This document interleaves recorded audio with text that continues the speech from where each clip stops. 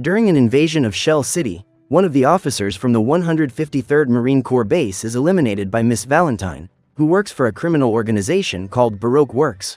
When he realizes that the perimeter has been breached, Commander Ripper and his men prepare to defend the base, blocking the doors while drawing their weapons to fight. However, when the doors open, the sailors are faced with a woman and hesitate to pull the trigger. At that moment, Nico Robin takes advantage of the opening to put her powers into action and manages to defeat her enemies from a distance, causing several arms to sprout from their bodies. As she walks down the hallway, Robin sees her arms cause the destruction of the soldiers around her, and then the limbs disappear, resulting in a shower of pink petals. After approaching Ripper, the pirate forces one of the sailors to point the gun at his commander, and then one of Robin's arms pulls the trigger. When the invasion is complete, the team discovers that Mr. Seven has been eliminated in a duel with Zoro, and they all come to the cold conclusion that they will need to find someone to replace him. However, before that, they decide to go after the swordsman to once again try to recruit him to their organization. Meanwhile, Nami is evaluating the maps to find the best route to the Grand Line, but Sanji convinces her to stop and stock up on supplies before continuing the journey. After voting, the Straw Hats decide to go to Logatown, even though they know it is home to the largest marine headquarters, because it is the best city in the region for shopping. When he discovers that Logatown is where Gold Roger was eliminated, and where the legend of One Piece began, Luffy becomes even more excited for the trip, unlike Usopp, who thinks it's a terrible idea to go meet the guys who want to arrest them. After the gang splits up to go shopping, Usopp takes the opportunity to call Kaya, while Zoro goes after a new sword. Upon entering Mr. Matsu's shop, the swordsman meets Tashigi and asks the young woman for help in choosing a sword. While searching through all the swords in the store, Zoro comes across Sandai Kitetsu, known to be the third in the line of great cursed swords. According to Tashigi, even renowned swordsmen have met tragic ends when wielding it, which piques Zoro's interest even more. When he realizes that Matsu is unwilling to sell that sword because he believes it poses a danger to its user, Zoro decides to make a bet and stretches out his arm after throwing the sword upward, seeing the blade pass straight through the young man's body without causing a single scratch. Matsu not only sells the cursed sword to Zoro but also gives him Yubashiri, a valuable heirloom of his family, as a gift. While crossing the city in search of the platform where Gold Roger was eliminated, Luffy ends up meeting Buggy again, an old enemy who almost caused the destruction of his entire gang. When he discovers that the clown has teamed up with Alvida to try to capture him and collect the bounty on his head, Luffy uses his rubber arm to try to strike them, but discovers that the woman is the new bearer of the Sub Sub no Mi. After devouring the devil fruit, Alvida acquired an extremely slippery body, so that anything thrown at her cannot hit her. At that moment, the woman uses her slippery trail to strike Luffy, who ends up fainting from the attack. When he wakes up, the young pirate is wearing Kairoseki handcuffs, an element that carries all the properties of the sea and consequently nullifies the powers of those who have eaten the devil fruit. Meanwhile, all the other members of the gang gather, and when they realize that their captain has disappeared, they go out to look for him. When Luffy is about to be eliminated, Sanji and his friends show up to rescue him, and they must defeat Alvida's crew before saving their captain. The problem is that, in addition to being more powerful than ever, Alvida has managed to gather a legion of loyal pirates, and they all want the Straw Hat's head. After taking Luffy to the platform, Buggy draws his weapon to remove the head of the boy who dreams of being the Pirate King. When he realizes that his friends will not be able to save him in time, Luffy apologizes for having to abandon them so soon and begins to laugh at his impending demise. However, even before the blade reaches his neck, Luffy sees a strong lightning bolt come down from the sky and hit Buggy's body. Immediately, the platform is destroyed, but Luffy manages to survive and runs back to the ship with his friends. However, halfway there, the team encounters Tashigi, and Zoro orders his friends to return to the ship while he takes care of things there. At that moment, the swordsman discovers that the young woman who helped him choose his sword actually works for the Navy, and Tashigi reveals that she was disappointed to find out that Zoro is a member of a pirate crew. When challenged to a duel, Zoro has no choice but to draw one of his swords to fight, and within minutes, Tashigi is defeated, allowing Zoro to join his friends. Meanwhile, Sanji and Luffy team up to fight Captain Smoker, who, despite being a Navy officer, also ate a devil fruit to gain superpowers.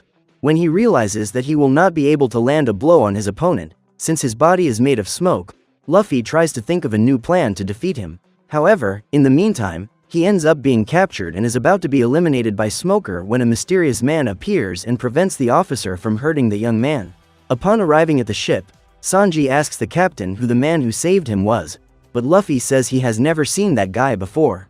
Hours later, at dawn, the group arrives at Reverse Mountain, the entrance to the Grand Line, and Luffy celebrates joyfully, knowing that this is one step closer to realizing his big dream. The problem is that to cross it, the crew will have to pass through a small corridor, where the wreckage of hundreds of ships lies. Following Nami's instructions, Usopp manages to keep the ship under control, but he has to use all his strength to fight the current. When they realize their friend is in trouble, Sanji and Zoro join forces to help him, but end up using too much force and accidentally break the ship's rudder. At that moment, Nami orders her friends to adjust the sails and turn to starboard, while Luffy uses his elastic arms to hold onto the rocks and pull the ship up. Upon reaching the top of the mountain, Nami and Luffy see the Grand Line right in front of them and celebrate, but soon realize that they need to figure out how to get the boat down. During the descent, the gang encounters a whale waiting for them with its mouth open, and the entire ship ends up being swallowed. Thanks to his powers, Luffy manages to escape and tries everything he can to get the animal to return his friends. Suddenly, the boy sees an old man throw a tranquilizer dart at the whale and asks for help to get his friends out of it, but Crocus says they are already lifeless. After introducing himself, the lighthouse keeper informs him that the whale has been trying to cross the Red Line for years, which is completely impossible. Meanwhile, Nami and the rest of the crew are in the whale's stomach trying to figure out a way to repair their ship, Mary, and get out of there. During the search for the missing part, Sanji and Usopp are surprised by the sudden appearance of Mr. Nine, who attacks them to steal their ship. However, during the battle, in an attempt to reach his enemies, the madman ends up suffering an accident and passes out. Meanwhile, on the ship, Nami is surprised by the arrival of Miss Wednesday and ends up being defeated by the woman, who tries to convince her to leave the ship. However, Sanji and Usopp arrive just in time, and Wednesday is forced to retreat when she discovers that her partner has been captured. When he realizes that Luffy has no intention of giving up on rescuing his friends, Crocus decides to help him and says that there is only one way to safely approach the whale lagoon. According to the old man, that whale was a member of the crew of Yorkie, the captain of the Rumbar Pirates. After separating from his group, the whale swam alone in the open sea and began to follow the pirates in West Blue. When they realized how much the animal loved music, the Rumbar Pirates became attached to it, and since then, Laboon has become an official member of the crew.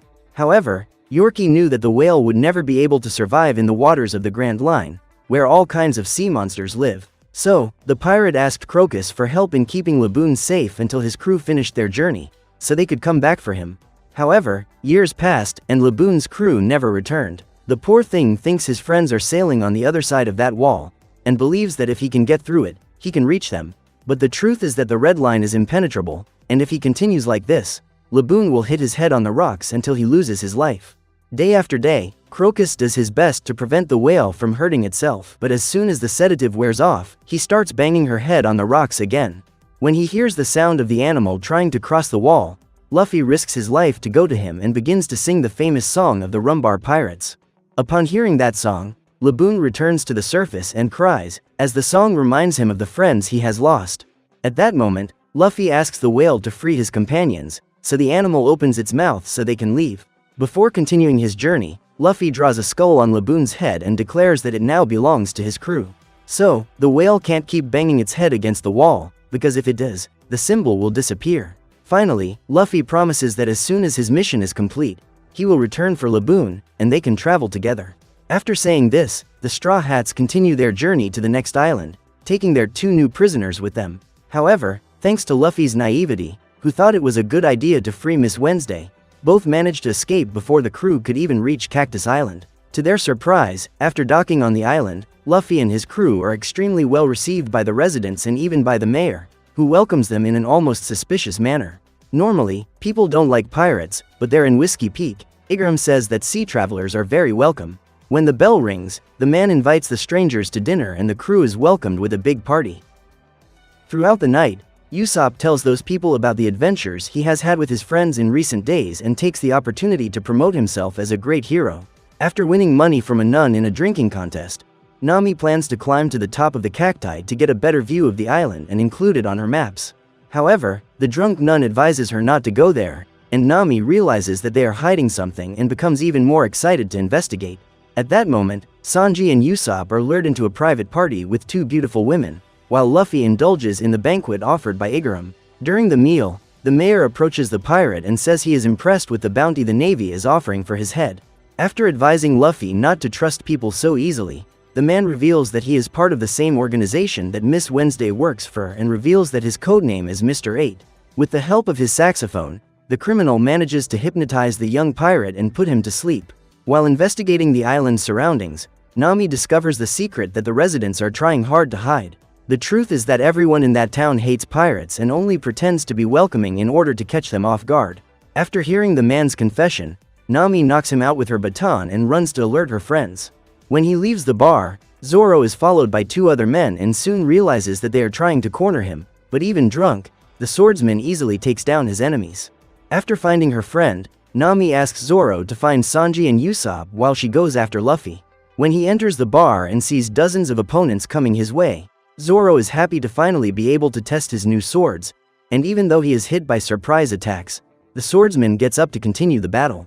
After staining his blade with the blood of dozens of enemies, Zoro encounters a nun who pretends to be harmless in order to catch him off guard with pepper spray. After being hit by a small blade, Zoro moves away and listens carefully to the woman's footsteps so he can hit her, even without being able to open his eyes.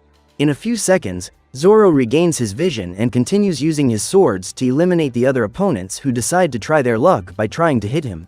When he wakes up from hypnosis, Luffy discovers that Wednesday and 8 are planning to steal his ship to leave the island, so he decides to try to stop them. After reaching the vehicle, the Straw Hat uses his powers to knock them down, and then Nami appears. According to her, the entire city works for Baroque Works, so everyone there is his enemy. Suddenly, Miss Valentine and Mr. 5 appear and reveal that they were sent by Mr. Zero to capture the 2 traitors.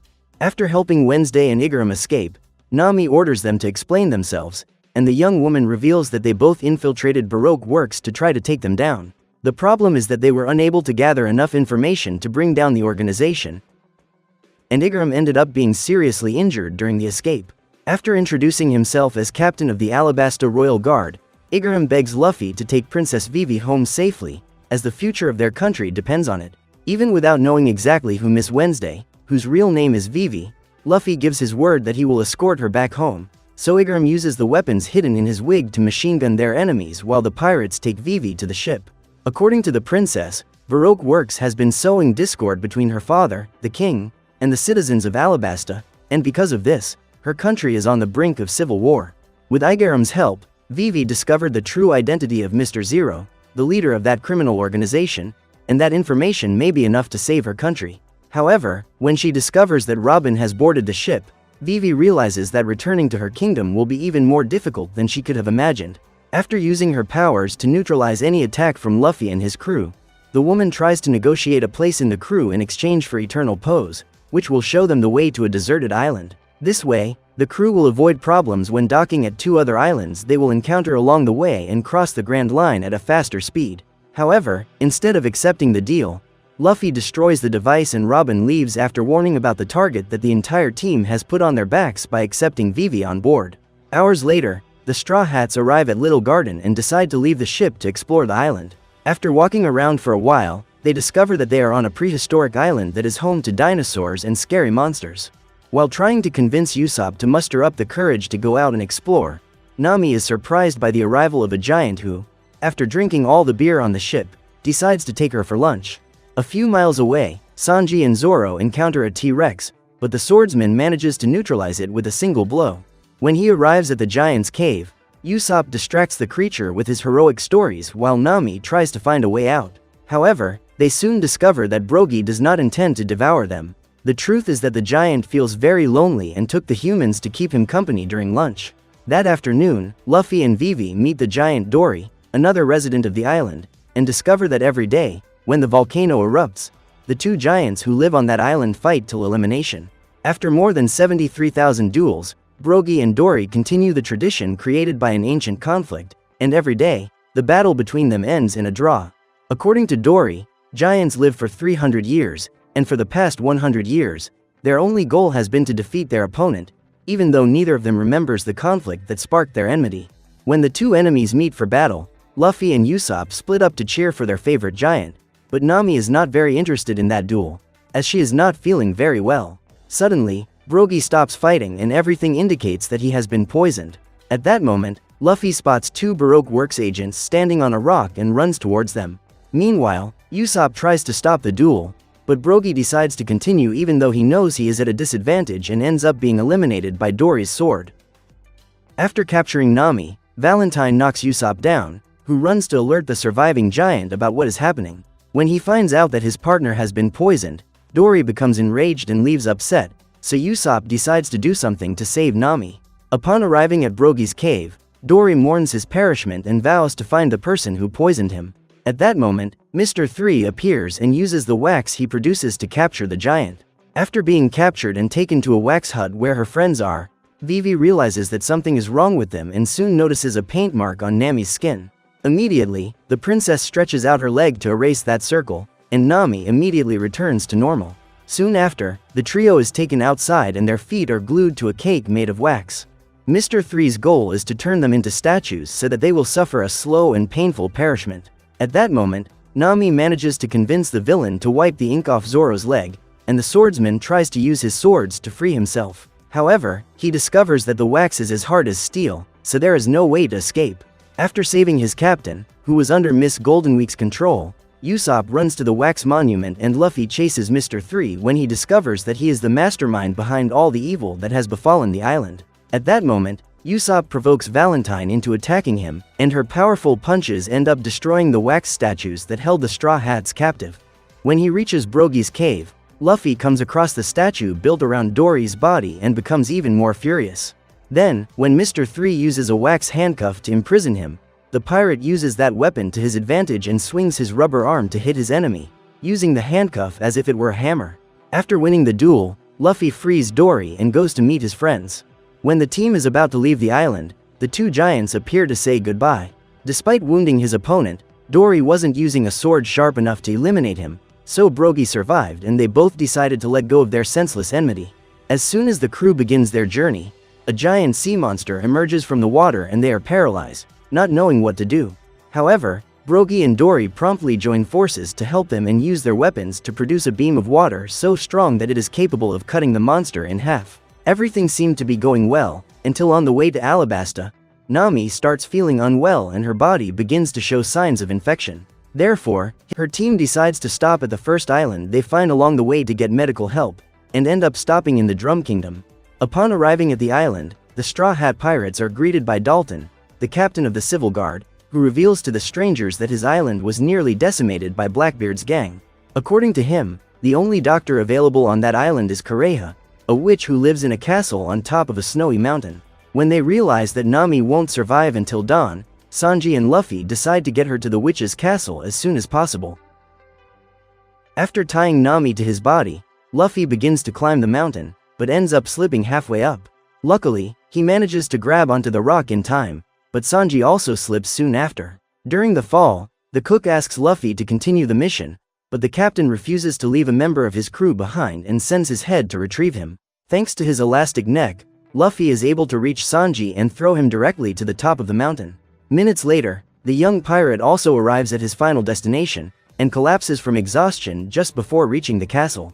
Hours later, when she wakes up, Nami finds a small reindeer wearing a hat, and discovers that the little animal is Kureha's assistant, the doctor who took care of her. Upon meeting Chopper, Luffy and Sanji are intrigued by this small, shy, and frightened creature who, despite his fragile appearance, harbors a courageous heart.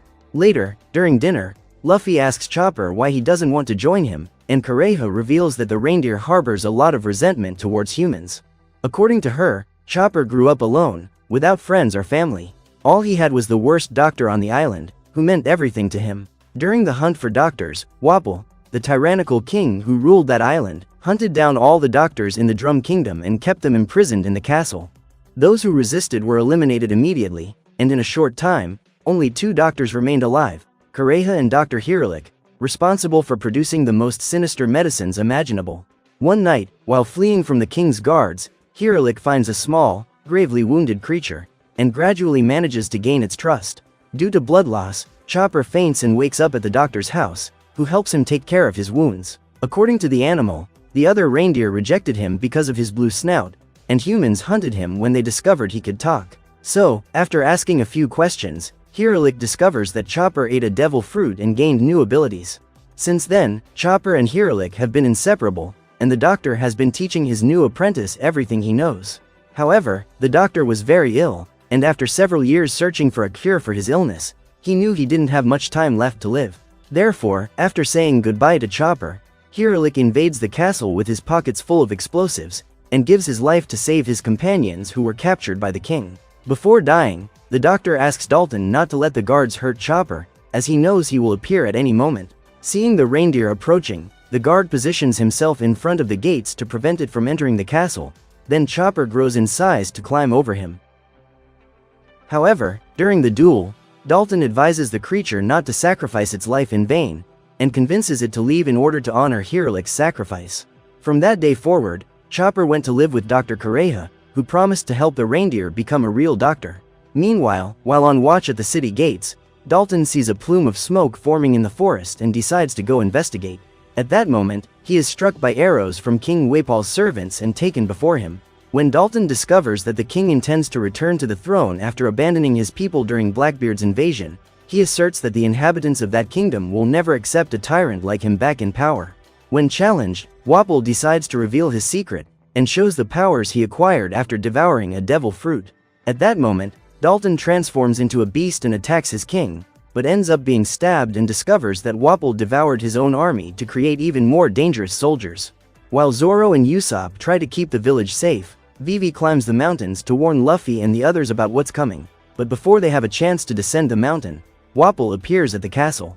Meanwhile, back in the village, the residents join Zoro and Usopp to confront the royal army, only to discover that all the soldiers have been transformed into true monsters.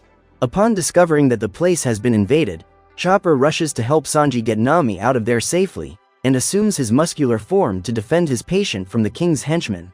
After getting rid of those men, the reindeer and the cook go to meet Luffy, and Sanji helps him throw the king out of the castle. When Wapol is defeated, all of his guards revert to their original forms and decide to surrender, knowing that this is the only way to have their lives spared. After freeing the doctors and tending to Dalton's injuries, Kureha takes Zoro and Usopp to the castle, and Chopper has the chance to meet the other members of the crew.